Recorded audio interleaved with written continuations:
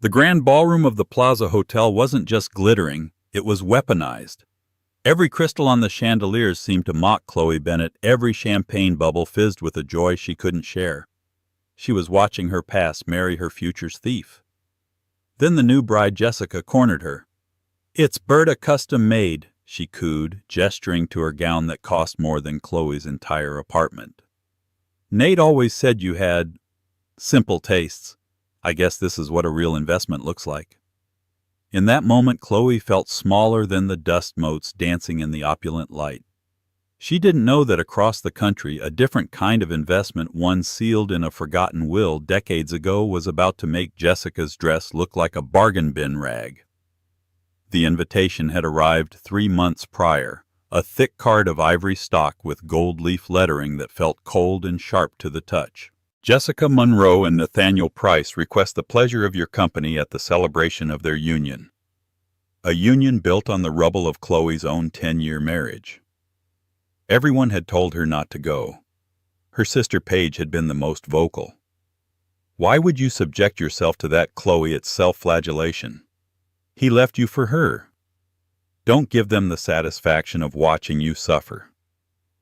But Chloe had a reason, a small, fragile one she clung to like a life raft. She and Nate were co-founders of Innovate Solutions, the tech startup they had built from the ground up in their tiny third-floor walk-up.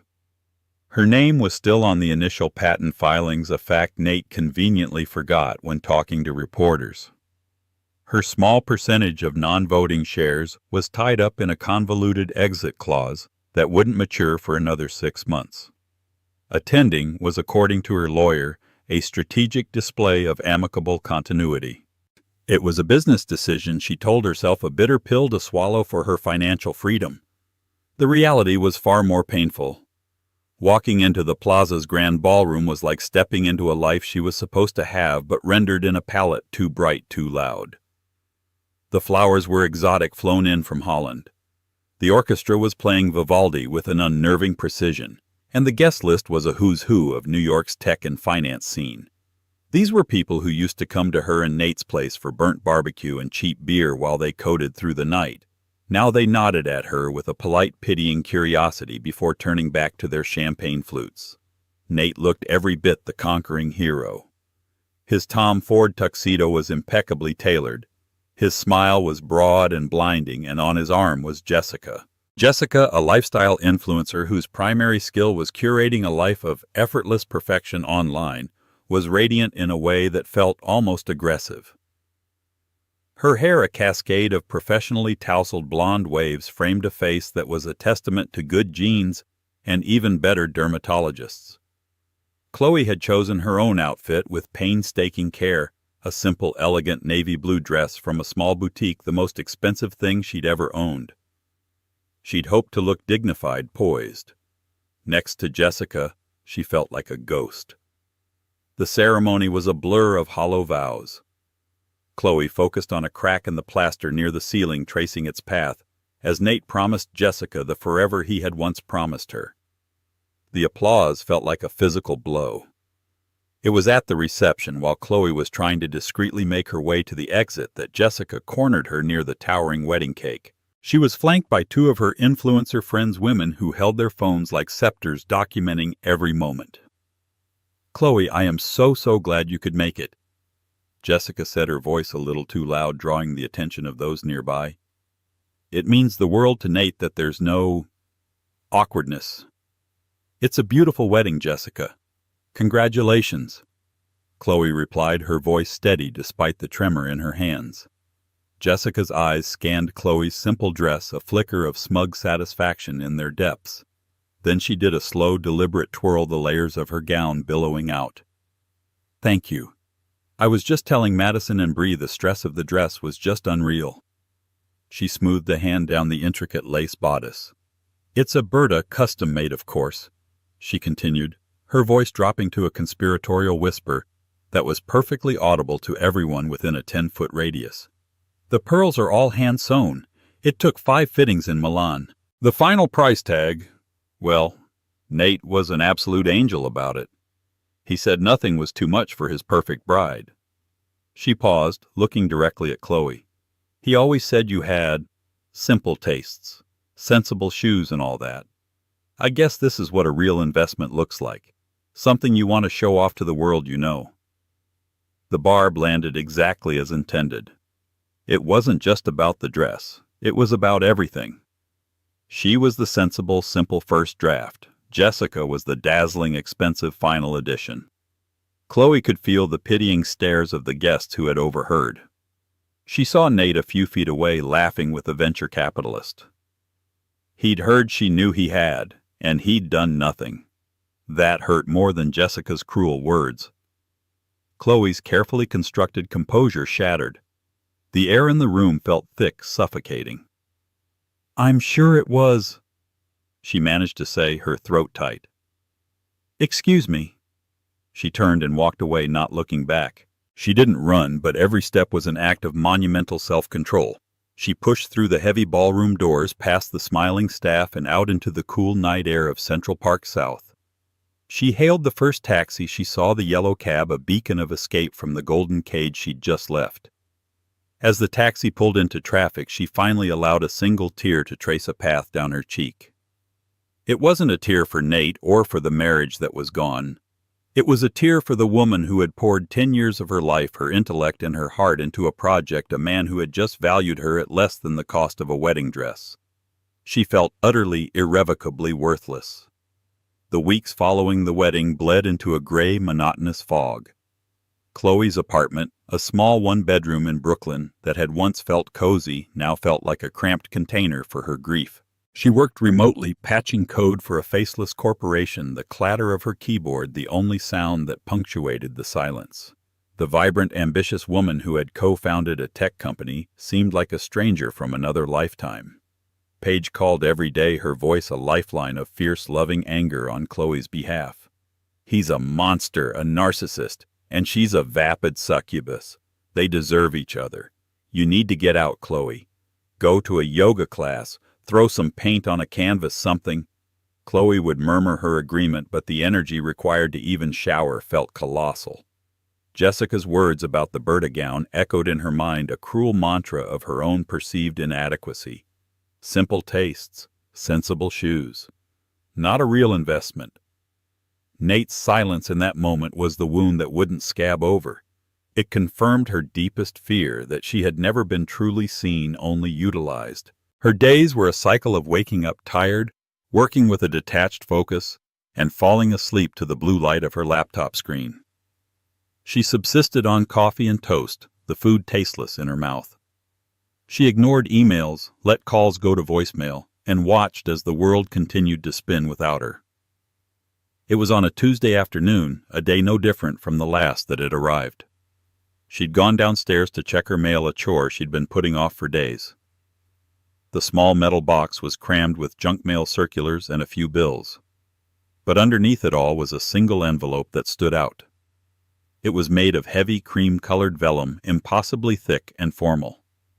Her name and address were written not by a printer, but in elegant, flowing calligraphy. In the top left corner, embossed in a deep navy blue, were 3 words: Vaughn, Adler, and Crane. Her heart gave a nervous flutter. A law firm. Her first thought was that it was from Nate. Perhaps he was trying to contest her remaining shares to cut the last financial tie between them and erase her from his story completely. Her hand trembled as she slid her finger under the seal, tearing the expensive paper. Inside was a single sheet of matching letterhead, heavy and cool to the touch. The text was brief and formal. Dear Ms. Bennett, this letter is to inform you of the passing of your great-uncle, Mr. Silas Vandermeer. Chloe frowned. Silas Vandermeer. The name was a ghost from her childhood, a whisper in stories her grandmother used to tell. He was her grandmother's estranged brother, a man who had a bitter falling out with the family long before Chloe was born. The story was murky. Something about a forbidden marriage and a dispute over the family's modest inheritance. He had disappeared from their lives, becoming a myth, a reclusive eccentric who had supposedly made a fortune somewhere, somehow. Chloe had always assumed it was just a story. She continued reading. Mr. Vandermeer named you as the sole beneficiary of his estate. We have been appointed as the executors of his last will and testament and have been attempting to contact you regarding this urgent matter. We request your presence at our offices at your earliest possible convenience to discuss the details of the probate and the execution of the will. Please contact my assistant to schedule an appointment. Sincerely, Desmond Crane. Senior partner, Vaughn, Adler & Crane. Chloe read the letter 3 times. Sole beneficiary. It had to be a mistake. A scam. Or maybe there was another Chloe Bennett whose great-uncle had just passed away. Silas Vandermeer was a phantom, not a benefactor. His fortune, if it ever existed, was probably just a few $1,000s in a house full of junk. Still, a strange flicker of curiosity cut through her apathy. She looked up the law firm online. Vaughn, Adler & Crane was not just real. It was one of the oldest and most prestigious estate law firms in New York with an address on Madison Avenue that bespoke old money and quiet power. This was not a scam. Her mind raced. What could he possibly have left her? An old watch. A box of letters. The gesture itself was baffling. He didn't know her. He hadn't spoken to her side of the family in over 60 years. She set the letter down on her small kitchen counter, its weight seeming to anchor it in reality. For the first time in weeks, a feeling other than sadness or numbness began to stir within her. It was a faint, hesitant spark of intrigue. The will of a man she'd never met felt like a message in a bottle, a missive from a forgotten past. Driven by this nascent curiosity, she picked up her phone. She dialed the number on the letterhead, her heart thumping a nervous rhythm against her ribs. Vaughn, Adler & Crane. How may I direct your call? A polite professional voice answered. Hello, Chloe said, her own voice sounding rusty. I'd like to speak with Mr. Desmond Crane's assistant.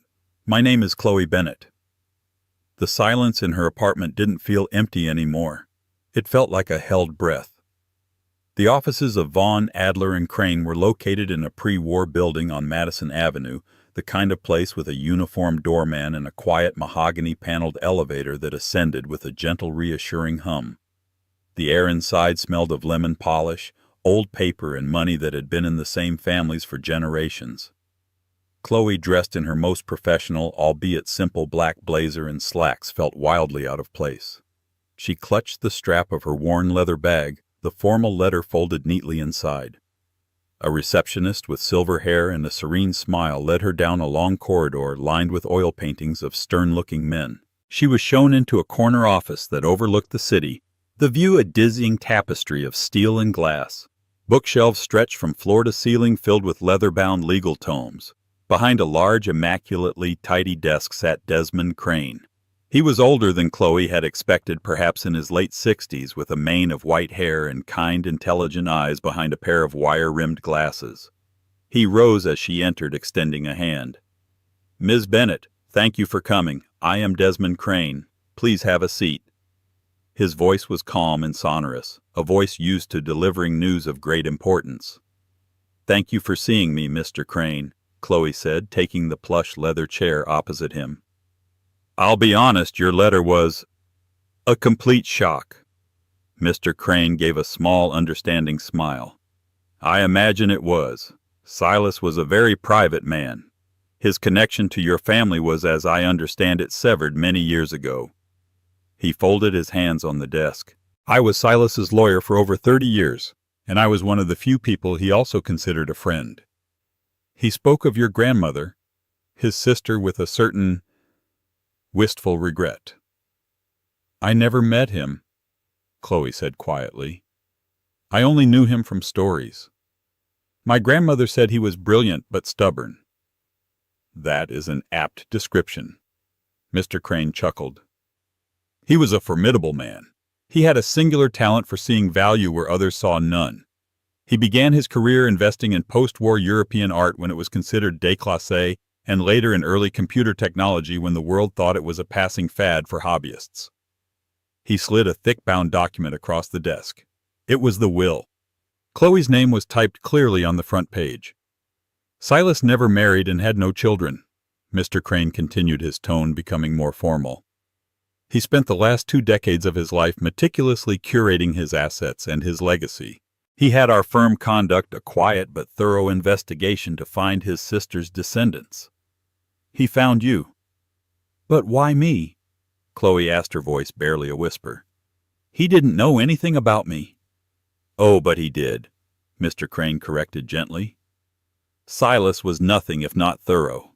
He knew you graduated top of your class in computer science and art history, a combination he found fascinating. He knew you co-founded a promising tech company. He knew about your recent divorce from Mr. Price. A flicker of something unreadable passed through his eyes. Silas had a profound disdain for men he considered to be hollow suits, men who mistook luck for genius and currency for character. Chloe flinched at the mention of Nate, the wound still raw. Mr. Crane seemed to notice. He cleared his throat and gestured to the will. Ms. Bennett, Silas believed that true wealth was not just a matter of finance, but of custodianship. He wanted his life's work to be passed to someone with the intelligence to manage it and the character to deserve it. He believed that person was you.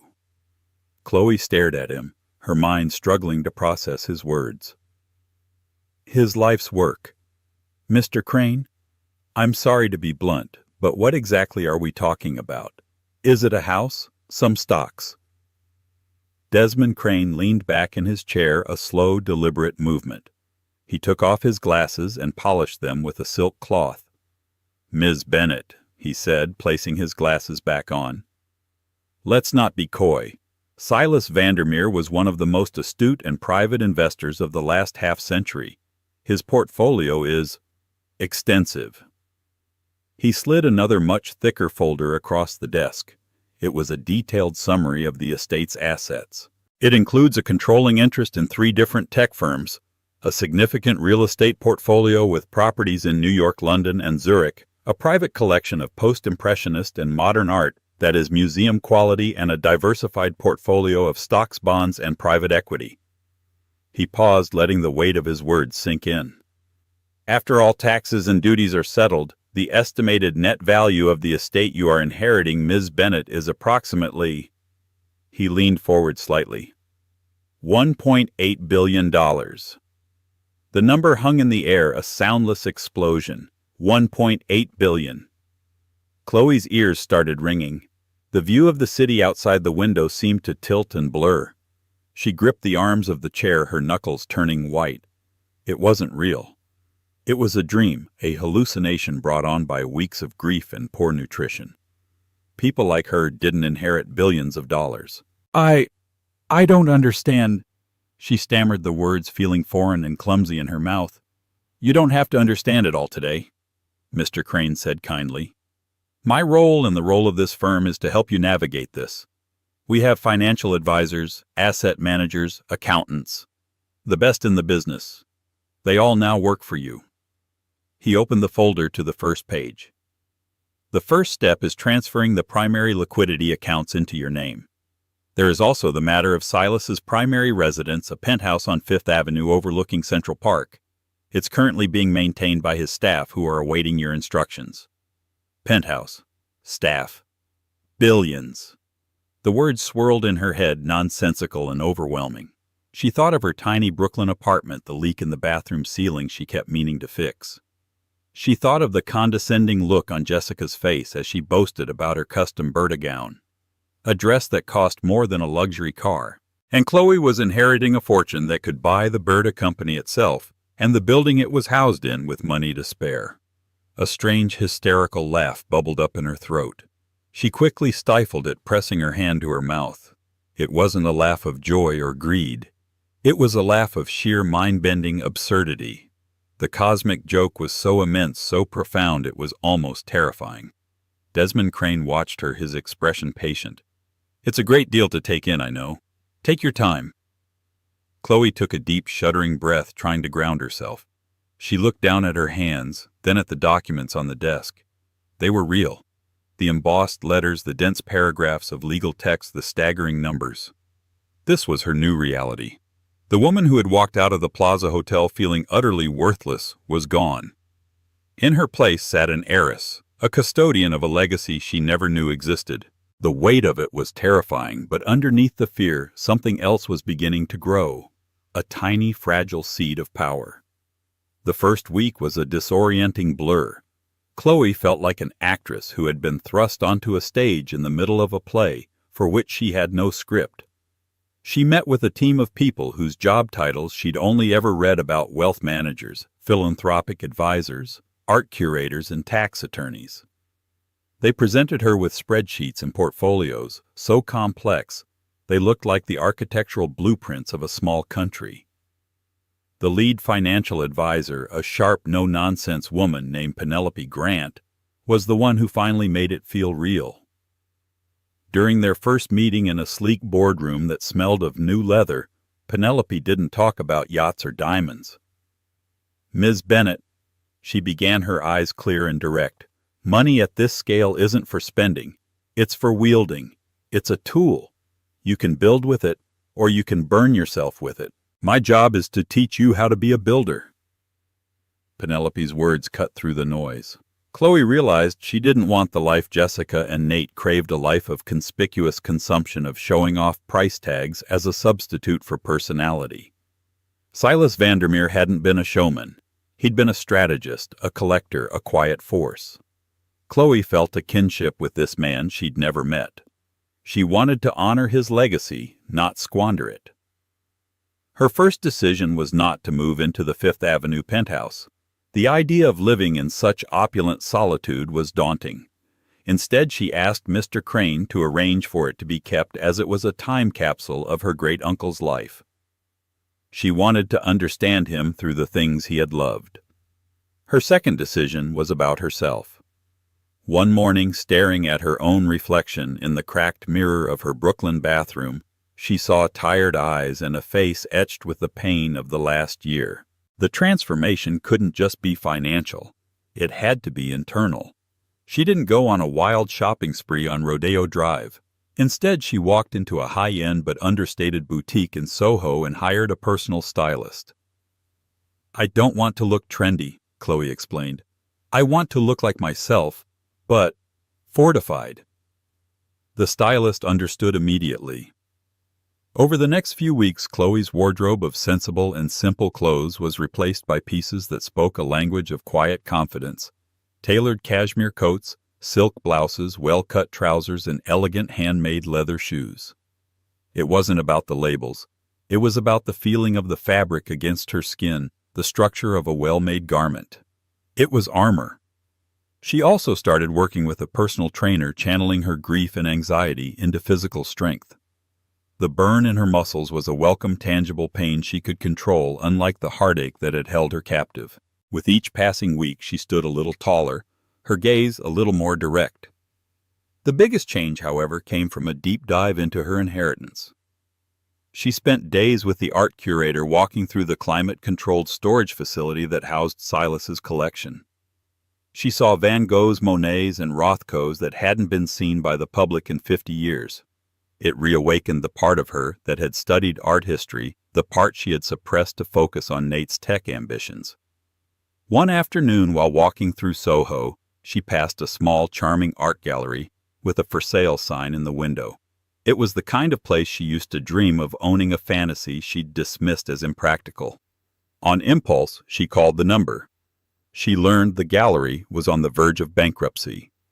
The owner, an elderly man with a passion for championing emerging artists, was heartbroken. The next day, Chloe called Penelope Grant. "I want to buy the Galerie du Bois in Soho," she said, her voice firm. "And I want to set up a foundation to provide grants to undiscovered artists. We'll use the gallery as their platform." Penelope was silent for a moment. "That's a significant philanthropic and commercial undertaking, Ms. Bennett." "I know," Chloe said. "It's what I want to do. It's time to start building something." The purchase was completed within a week, an all-cash offer that left the real estate agent speechless. Chloe kept the original owner on as the lead curator, his decades of experience invaluable. She threw herself into the project, working with architects to renovate the space, meeting with young artists, and learning the business side of the art world. She was busy, fulfilled, and for the first time in a long time, she wasn't thinking about Nate or Jessica. She was building a life that was entirely her own, funded by a silent benefactor who had, in his own way, saved her. The quiet reforging of Chloe Bennet was nearly complete. She wasn't just a jilted ex-wife anymore. She was the Billionaire Heiress, a patron of the arts, a woman of substance and means. And she was about to re-enter the world that had cast her out, not with a loud bang, but with the undeniable gravitational pull of quiet power. The ripples were about to start. The world Nate and Jessica inhabited ran on a currency of perception. Their value was measured in Instagram likes, column inches, and society pages, and the envy of their peers. And for the first few months of their marriage, their stock was soaring. Jessica's feed was an endless stream of their perfect life: impromptu trips to St. Bart's on a private jet, front row seats at Paris Fashion Week, selfies dripping with new money, and smug satisfaction. The first whisper about Chloe was easy to dismiss. A friend of Jessica's mentioned seeing someone who looked like Chloe stepping out of a black town car on Madison Avenue. Impossible, Jessica had scoffed. She's probably still in her Brooklyn shoebox, coding for pennies and eating takeout. But then the whispers grew louder and more specific. Nate heard it first at his club. An older board member, a man from a family of formidable old money, clapped him on the shoulder. "Heard some interesting news about your former partner, Nate," the man said, swirling the amber liquid in his glass. "The art world is buzzing. Some new benefactor just bought out the old Galerie du Bois and is pouring a fortune into it. They're saying it's a Vandermeer. Any relation to the Chloe Bennet who was on your founding patents?" Nate froze, his smile tightening. "Vandermeer. No, her name is Bennet. Must be a different person." But a seed of unease was planted. The seed sprouted into full-blown panic a week later at the annual Children's Hospital Charity Gala, one of the premier events of the New York social season. Nate and Jessica had paid a small fortune for a table, and Jessica was wearing a stunning ruby-red Valentino gown, ready for her close-up. The live auction was the centerpiece of the evening. The bidding was fierce for the grand prize, a week-long stay on a private island in the Caribbean. Nate, feeling expansive and wanting to impress a potential investor at his table, entered the fray. The price climbed $50,075, $100,000 to Mr. Price, the auctioneer boomed. "Do I hear 125? The room quieted. Nate grinned, feeling the familiar thrill of victory. 150,000, a calm, clear voice called out from a table near the back. Every head in the room turned. Nate and Jessica followed their gaze, and then they saw her. It was Chloe. But it wasn't the Chloe they knew. The woman at the back table was poised, radiant. Her hair was styled in a chic, elegant cut, and she wore a simple but exquisitely tailored emerald green gown that shimmered under the ballroom lights. A single stunning diamond necklace, the kind that didn't need to be flashy to scream its value, rested at her throat. She wasn't hiding in the shadows. She was commanding them. Jessica's jaw literally dropped. Nate felt the blood drain from his face.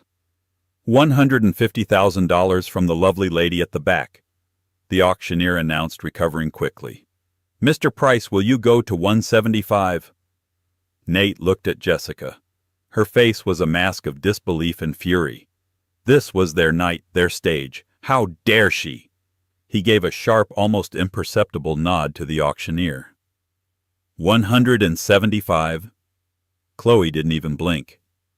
200,000, she said, her voice carrying easily through the silent room. She then took a graceful sip of her water as if she were bidding on a piece of toast. A gasp went through the room. People were whispering now, pointing. Nate's bravado began to curdle into cold dread. This wasn't the mousy, heartbroken Chloe. This was someone else. 200,000 was more than he had planned to spend a foolishly extravagant sum. He looked at the investor at his table, whose eyebrows were raised in amusement. Trapped. Nate nodded again. 225. he bit out.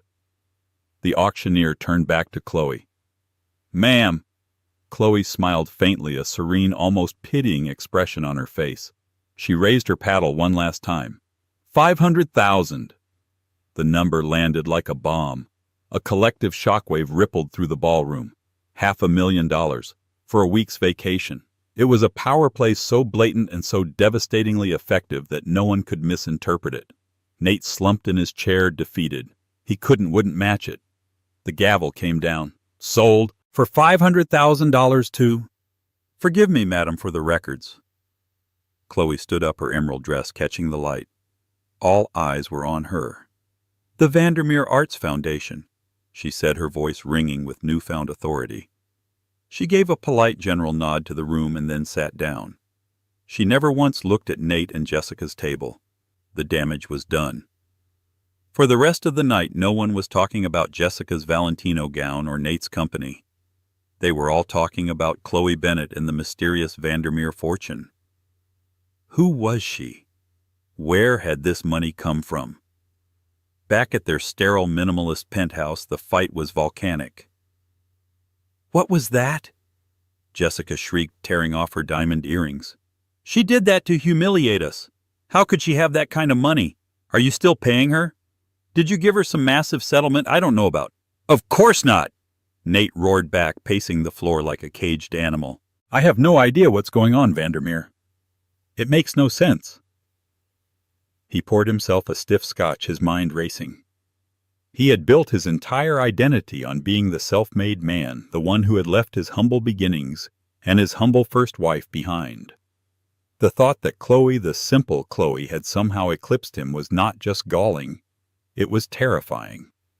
It fundamentally undermined the narrative of his own success. Jessica, meanwhile, was frantically scrolling through her phone, her face illuminated by the screen. "Oh my God," she whispered, her voice laced with venomous envy. "It's real. The Galerie du Bois, a new Soho landmark, a reclusive new patron, is reviving the New York art scene. They're calling her the Vandermeer Heiress. There are pictures of her, Nate. She looks—" She couldn't bring herself to say it. Powerful, confident, rich. Richer than them. It was a possibility so ludicrous, so offensive to her worldview that she couldn't comprehend it. The bride in the custom Bertha gown who had felt so triumphant now felt like a fool. The real investment, it turned out, had just walked out of her ex-husband's life and into a billion-dollar fortune. The newly renovated Galerie du Bois was a masterpiece of understated elegance.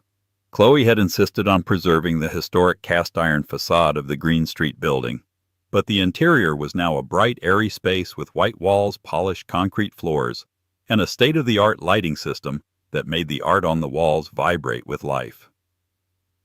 The gallery's inaugural exhibition, Emergence, featuring the work of 3 young artists funded by the Vandermeer Arts Foundation, was a critical and commercial success. Chloe was in her office at the back of the gallery, a minimalist space with a large window overlooking a small private Zen garden she'd had installed. She was reviewing grant applications when her assistant, a sharp young art history graduate named David, buzzed her on the intercom. "Ms. Bennett," he said, his voice hesitant, "you have some visitors. A Mr. and Mrs. Price. They don't have an appointment." Chloe felt a cold knot form in her stomach, but her expression remained serene. She had known this day would come. "Thank you, David. Send them in." She stood up, walking around to the front of her large oak desk, and waited. She wasn't hiding behind it. She would meet them on her own terms, on her own turf. Nate and Jessica walked in. If they were trying to look intimidating, they failed. Nate's expensive suit seemed ill-fitting, his shoulders tense. Jessica was wearing sunglasses indoors, a transparent attempt to look aloof that only made her look ridiculous. She took them off, her eyes wide with a mixture of anger and disbelief, darting around the expensive office, taking in the original Helen Frankenthaler painting on the wall behind Chloe's desk. "Chloe," Nate began, his voice attempting a familiar, easy tone that fell completely flat. "Long time no see. This is quite the place you have here." "Nate." "Jessica, Chloe replied, her tone cool and level. "What can I do for you?" "We wanted to talk," Nate said, taking a step forward. "I've been hearing things, seeing things. This. All of this. I don't understand." "What's not to understand?" Chloe asked, one eyebrow slightly raised. "I came into an inheritance." Jessica let out a sharp, incredulous laugh. "An inheritance? Don't be ridiculous. People like you don't just inherit fortunes. Who did you trick? What old man did you Chloe's gaze shifted to Jessica, and for the first time Jessica felt the full, unshielded force of Chloe's new power. It wasn't angry or loud. It was cold, dismissive, and utterly unshakable. "You seem to believe the world operates on the same transactional, superficial level that you do, Jessica," Chloe said, her voice dangerously quiet. "That everything is either bought, sold, or tricked out of someone. That's your world, not mine. This was family money, something you wouldn't understand." The insult, delivered so calmly, hit Jessica harder than any shout could have. She flushed a deep, ugly red. Nate quickly stepped in, trying to regain control. "Look, Chloe, that's not why we're here. I was worried. When I heard, I thought maybe you were in some kind of trouble, that this money wasn't legitimate. It was a pathetic, transparent lie, and they all knew it. He wasn't worried. He was greedy and confused. He was looking for an angle, a way back in." "I've never been in less trouble in my entire life, Nate," Chloe said, her eyes boring into his. "My affairs are all perfectly legitimate, managed by the most competent people in the city. You don't need to worry about me." "But $1 billion, Chloe, that's what they're saying." Nate's voice cracked, the raw avarice finally showing through. "You can't manage that on your own. You need advice. Someone you can trust. Someone who knows you." Chloe almost laughed. The audacity was breathtaking. After everything, he was here to offer his help, to try and get his hands on her fortune. "The man I trusted," Nate stood by silently while his new bride mocked me in a room full of people, implying my worth was less than her dress. "The man I trusted took the company I helped build and tried to erase my name from its history. Tell me, why would I ever trust that man with my money?" Nate recoiled as if struck. He had no answer. Jessica, seeing her husband falter, launched another attack. "He left you because you were boring. You were a boring little mouse in sensible shoes. All this money doesn't change what you are. You're just a mouse in a nicer dress." She spat, her voice rising to a shrill pitch. Chloe looked at Jessica, and all she felt was a profound sense of pity. She saw a woman so terrified of her own irrelevance that her only weapon was to try and tear others down. The power dynamic had been permanently, irrevocably inverted. "You know, Jessica," Chloe said, her voice softening into something almost contemplative. "For a long time I believed you. I thought I was the problem. But now I see things more clearly." She took a step closer, and both Nate and Jessica instinctively tensed. "The best thing you ever did for me," Chloe said, looking directly at Jessica, "was taking him. You freed me. You wanted a man you could show off like a new handbag, and he wanted a woman who looked good in photos. You're perfect for each other." She then turned her gaze to Nate, her expression now devoid of any warmth or nostalgia. "We're done here. I have a gallery to run and a foundation to manage. You have whatever this is." She gestured vaguely between the two of them. "Please see yourselves out. Don't come back." She turned her back on them, a gesture of final, absolute dismissal, and walked over to her window, looking out at her peaceful garden. She heard them stammering, Jessica sputtering with impotent rage, Nate trying to formulate a response. But there was nothing to say. They had come seeking answers, or perhaps a handout, and had left with only the bitter taste of their own irrelevance. Chloe listened to their footsteps retreating down the hall, the sound of a chapter of her life closing forever. She didn't look back. She was too busy looking forward. The 18 months that followed the confrontation on Green Street were not a period of quiet change, but of seismic continental drift. The worlds Chloe and Nate had once shared split apart, each moving in an opposite and irreversible direction. Chloe's world expanded into a vibrant, purposeful universe. The Vandermeer Arts Foundation became a celebrated institution, a kingmaker in the art world, but one lauded for its integrity and genuine passion. Chloe was the quiet, steady force at its center. She was photographed at the Met Gala not in a flamboyant gown, but in a timeless, elegant design, her presence commanding more attention than those who desperately sought it. Forbes magazine ran a feature on her not in their Richest People issue, but in their Most Influential Women edition. The article titled, "The Quiet Patron: How Chloe Vandermeer is Remaking Philanthropy," praised her for her hands-on approach and her legacy investing model. The accompanying photo showed her not in a penthouse, but in her bustling gallery laughing with a young sculptor beside his creation. She was a woman who was building, creating, and multiplying the good in her life. Nate and Jessica's world, in stark contrast, was imploding. Their marriage, built on the shifting sands of image and mutual gain, began to crack and sink under the immense pressure of Chloe's shadow. Jessica's life as an influencer became a painful parody. Her followers, once enchanted by her displays of wealth, now saw them as hollow. The comments on her posts grew cruel. "Still spending the ex-wife's startup money," one would read.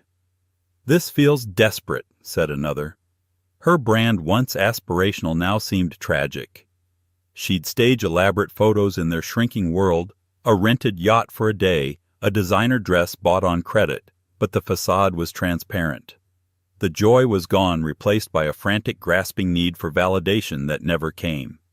For Nate, the decline was a slow, grinding humiliation. The whispers about Chloe being the real brains behind Innovate Solutions grew into a persistent narrative in the tech community. His attempts to raise a new round of funding were met with skeptical questions about the company's lack of innovation since his co-founder's departure. The stock price, once his primary source of pride, withered. He and Jessica began to fight not with the dramatic passion of a great love affair, but with the bitter, resentful sniping of two people trapped in a bad investment. One evening, in their stark white penthouse that now felt less like a home than a showroom for a life they could no longer afford, the final battle began. Jessica threw a stack of bills onto the marble kitchen island. "The payment for the Amex is 3 months overdue, Nate." "They're going to cancel the card." "My card," she seethed. "Maybe if you hadn't bought a $5,000 handbag we could pay for the essentials." Nate shot back, loosening the tie that felt like a noose. "That handbag is part of my brand." "It's an investment," she shrieked. "Your brand is worthless," he roared, the words echoing in the cavernous room. "Everything is worthless. That ridiculous wedding, the apartment, your entire fake life. The cost of that Berta wedding dress alone could have covered our mortgage for a year.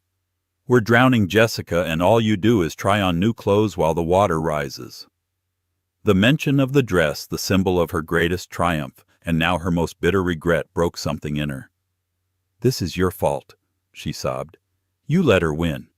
You were so obsessed with getting the upgrade that you didn't realize you were throwing away the winning lottery ticket." It was the truth, and it hung between them, ugly and undeniable. It was on a crisp autumn afternoon, almost 2 years after she first walked into the law office, that Chloe was summoned back to see Desmond Crane. It was a final meeting to sign the last of the probate documents, a formality to close the estate file. She entered the familiar wood-paneled office feeling a sense of calm completion. She was no longer the timid, grief-stricken woman who had sat in this chair terrified and bewildered. She was a woman who knew her own mind and her own worth. Mr. Crane greeted her with a smile that was warmer than professional courtesy. It was a smile of genuine admiration. "Ms. Bennett, you are looking well." "I am well, Desmond," she replied, her use of his first name a sign of their developed rapport. "You have done remarkable things," he said, folding his hands on his desk. "Silas wanted a custodian for his legacy, but you have become its architect. He despised waste, and you have wasted nothing. You have multiplied the value of his life's work, not just financially, but culturally.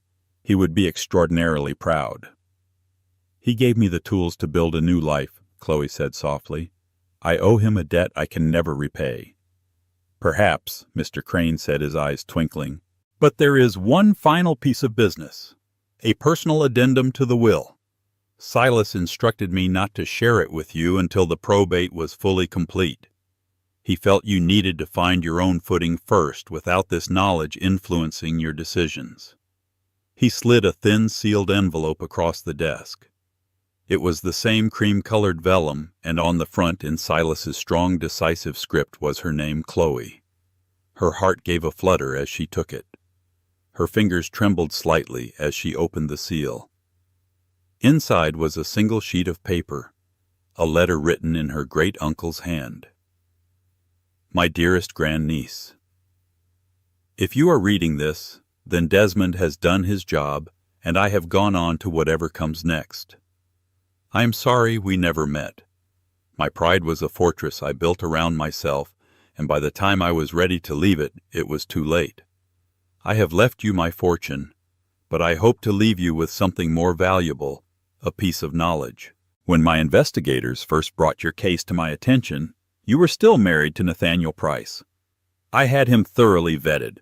I saw in him a hollow echo of the men who built their careers on the ideas of others, men who mistake flash for substance. I saw how he was marginalizing you in your own company, how he was dimming your light to make his own seem brighter. As she read these words, Chloe felt a chill run down her spine.